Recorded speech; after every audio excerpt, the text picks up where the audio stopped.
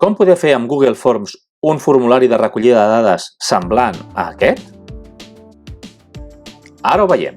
El primer que hem de fer és, amb el nostre usuari de Google, entrar al Drive a partir d'aquests botons d'aquí. Trobarem el Drive. Un cop dintre el Drive, cliquem sobre Nou i se'ns obrirà l'opció de fer un formulari de Google. Un cop s'obri el formulari, haurem de fer diverses coses. En primer lloc, la configuració. A la configuració tindrem diverses opcions. Començarem per la part de respostes. El primer que seleccionarem és recollir les adreces electròniques, perquè al final, suposant que aquest sigui un dels elements principals que volem recollir per comunicar-nos amb els nostres clients, haurem de seleccionar aquesta opció. I després també haurem de seleccionar enviar una còpia de les respostes als encastats i posar sempre. Aquesta opció el que ens permetrà és que la persona, una vegada s'inscrigui, rebi per correu electrònic, en el correu que ens hagi deixat en el formulari, un correu electrònic amb la informació que ell ens ha deixat en aquest formulari a títol de confirmació. Si volguéssim alguna confirmació més elaborada o que al deixar-nos la seva adreça electrònica aquesta persona hagués de rebre algun tipus de descompte de bonus de manera automàtica, hauríem d'optar per un altre mecanisme que no ens dona temps d'explicar en aquest breu tutorial. La següent opció, tanquem respostes, tindrem la part de presentació. La presentació tindrem, d'una banda, diferents opcions. La primera és el missatge de confirmació. Aquest és un missatge que una vegada la persona clica sobre el botó d'enviar, se li apareixerà allà el missatge. Aquí es pot posar, per exemple, això, la teva... gràcies per les teves dades.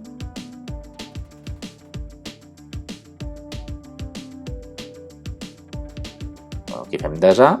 I, per tant, ja tindríem aquesta part de la configuració feta.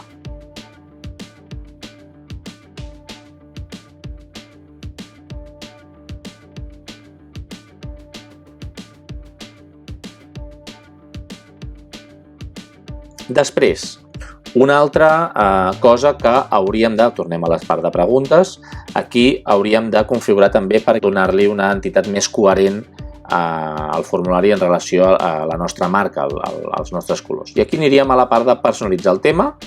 Aquí tindríem diverses opcions. Una primera és el color. Aquí podríem triar el color o fins i tot podem seleccionar un color específic. Si tenim el nostre codi hexadecimal dels colors del nostre logotip, per exemple, el color principal del nostre logotip, el podríem posar aquí i convertir-lo així. Afegim en aquest cas aquest color. També podem triar el color de fons. En aquest sentit jo recomanaria sempre triar un blanc per no distreure molt l'atenció i també podríem escollir el tipus de lletra. En aquest cas jo també deixaria el bàsic i finalment el que tindríem aquí és la possibilitat de triar una imatge del nostre negoci que faci de capçalera. Aquí hi ha uns temes predeterminats o bé tenim l'opció de penjar la nostra pròpia imatge. En aquest sentit podríem anar aquí. Jo tinc aquesta, pot servir com a exemple. Un cop s'obre, en funció de com és la imatge, haurem d'ajustar el tamany i l'enquadrament. Fem fet i se'ns apareix ja la capçalera. I ja tenim, diguéssim, el que és el format ja del nostre formulari. Anem ara amb el contingut.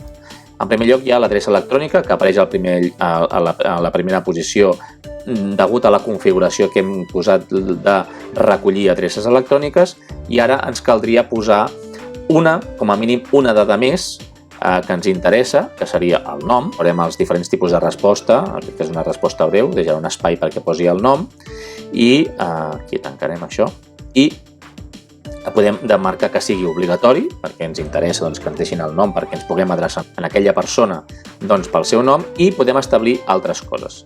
En aquests 3 puntets tenim una part de descripció que és, podríem posar en aquest cas, deixa'ns el nom sense els cognoms només perquè sigui el nom de pila i quedi una mica més, diguéssim, més proper a la comunicació que puguem tenir, i en aquest cas doncs, ja seria suficient. Podríem també afegir una altra pregunta, que seria, per exemple, el telèfon. En aquest cas hauríem d'anar en aquesta barra d'aquí i clicar sobre el més, i, per exemple, podríem demanar el telèfon mòbil.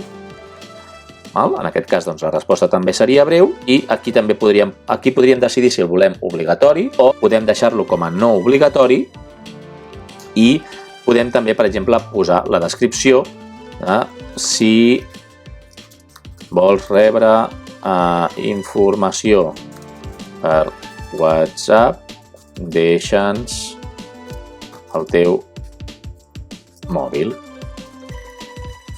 Manera d'explicar per què li demanem al mòbil o què en farem amb aquella informació del mòbil. En aquest sentit, també una altra cosa que ens pot semblar interessant és que les persones que deixin el telèfon mòbil no s'equivoquin, i és crear un sistema de validació de respostes. En aquest cas, doncs, hauríem de seleccionar la llargada que hauria de tenir aquest camp i un nombre màxim de caràcters, o podríem determinar nombre mínim, perquè ha de tenir 9. I aquí podríem posar, en el cas del telèfon, ha de tenir com a mínim 9 números. De manera que aquell que us deixa un número, doncs ja està. El que n'afegeix algun, aquí tindrem un altre tipus de problema. Però intentar almenys assegurar que les persones ens deixen un telèfon el més correcte possible.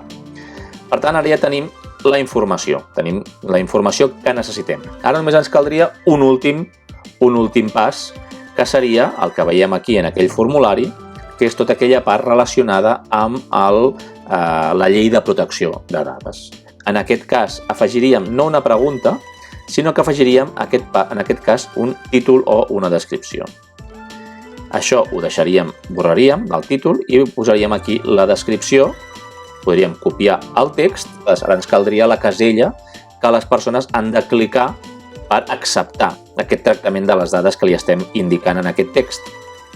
I en aquest cas sí que afegiríem una pregunta, i aquí doncs, hauríem d'afegir aquesta informació que hi ha aquí de he llegit i accepto la protecció de dades, i en aquest cas la pregunta la deixaríem, el que és la part de la pregunta la deixaríem en blanc, i l'opció, en aquest cas hauríem de seleccionar no selecció múltiple, sinó casella de selecció, i ja ho tindríem. En aquest cas el camp és obligatori, la persona sí o sí haurà de marcar aquesta casella, perquè si no, no té molt de sentit que ens deixi les seves dades, i ja tindríem el formulari completat. Si volguéssim veure com queda, aniríem en aquest ull d'aquí i veuríem com ens ha quedat el formulari, que veiem que és com el que havíem vist en l'exemple. Exactament el mateix.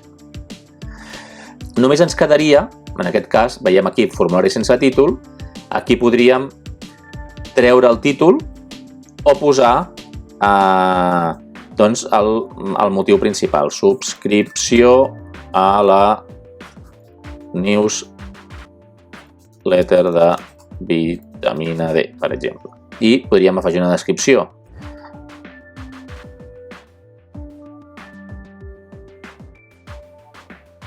El que sigui, que vulgueu explicar amb aquesta part de la subscripció.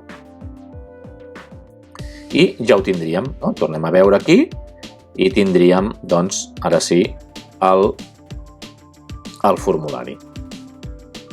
Veureu que aquí s'enviarà un correu electrònic amb una còpia de les teves respostes a l'adreça que has proporcionat, que ja ens està indicant què es farà amb com es farà aquesta informació. I, per si fos poc, ara podem fer una prova.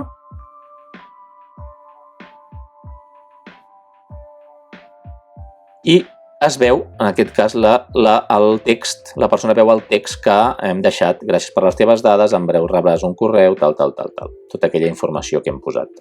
I el que la persona rebrà Si anem aquí, és un correu com aquest. Subscripció a la newsletter, amb la informació que jo he deixat. Ara que ja tenim el formulari, només ens cal saber com compartir-lo, com fer-ho arribar a les persones perquè accedeixin al formulari i el puguin omplir. Per fer-ho, haurem d'anar a l'opció d'enviar. Quan cliquem aquí, tindrem diverses opcions. O bé enviar-ho per correu a algú, cosa que seria estrany tenint en compte que el que estem és demanant els correus electrònics. L'altra opció és crear un enllaç, el qual podem escurçar. Aquest enllaç és el que podem fer servir per generar un codi QR, de manera que la gent quan escanegi el codi QR vagi a parar aquest formulari. Per tant, aquí fas copia i l'enganxes allà on vols, o bé l'opció també de crear un codi per inserir-lo a la pròpia pàgina web, en el cas que no es tingui un plugin per crear formularis. I ara només caldria veure on estan les respostes. I anem a aquesta part d'aquí.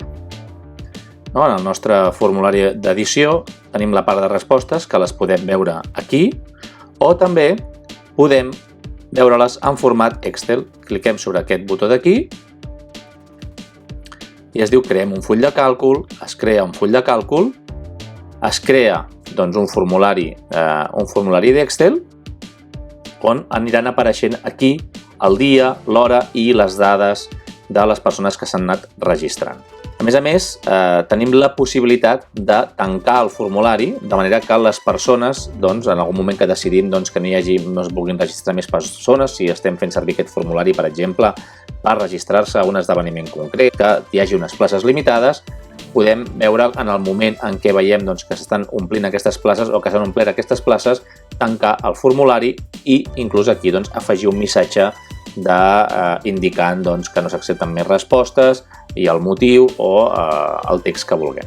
I fins aquí aquest tutorial. Espero que t'hagi estat útil i el puguis aplicar al teu negoci local.